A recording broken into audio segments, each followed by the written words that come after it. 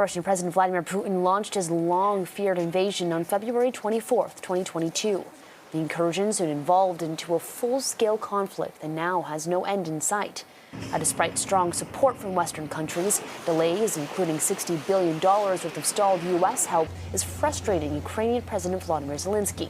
Just last week, he warned allies that an artificial deficit of arms risks giving Russia a dangerous advantage. Now, for more on the second anniversary of Russia's invasion on Ukraine, we're joined live now by CTV military analyst and retired Major General David Fraser. Good morning to you. Thank you for joining us. Let's start off with a look back at this war. Standing on the 2-year anniversary, how have things progressed? Like we thought, or completely different? Well, I think, quite frankly, we are at a place that was completely unexpected. First of all, the invasion, I think most of the world thought that Russia would take over Ukraine really rather quickly.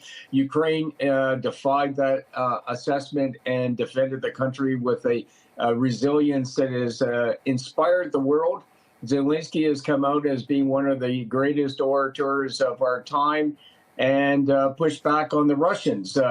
And then this past summer, where in fact the world had given Ukraine all the resources that we thought might be the changing point, actually fizzled out, and it was a failure. And where we are today is a stalemate, and where Ukraine is facing now is trying to find more weapons, more people to fight, and a waning support from the West. And meanwhile, Russia is biding its time and slowly gaining the upper hand.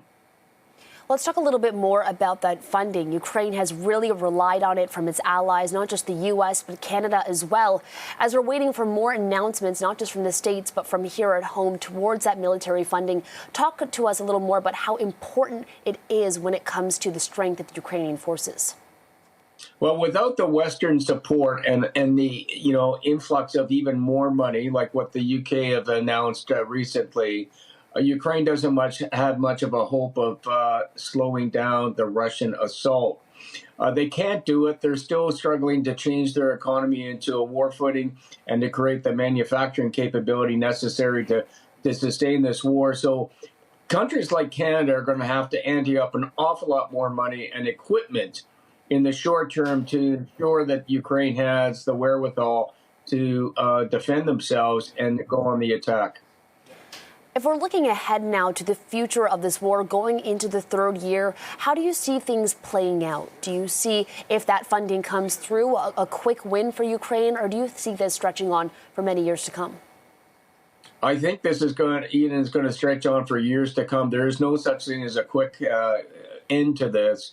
We saw that last summer, where we thought with all the training, all the support that the West gave Ukraine, that they might have had a chance. They did not. It was a failure. And so now the influx of support from the West is absolutely critical to keep what we're starting to see, Russian advances at bay. If we don't do that, we'll see Russians slowly start taking away more of Ukraine. And where it ends, your guess is as good as mine, but we have to support them now.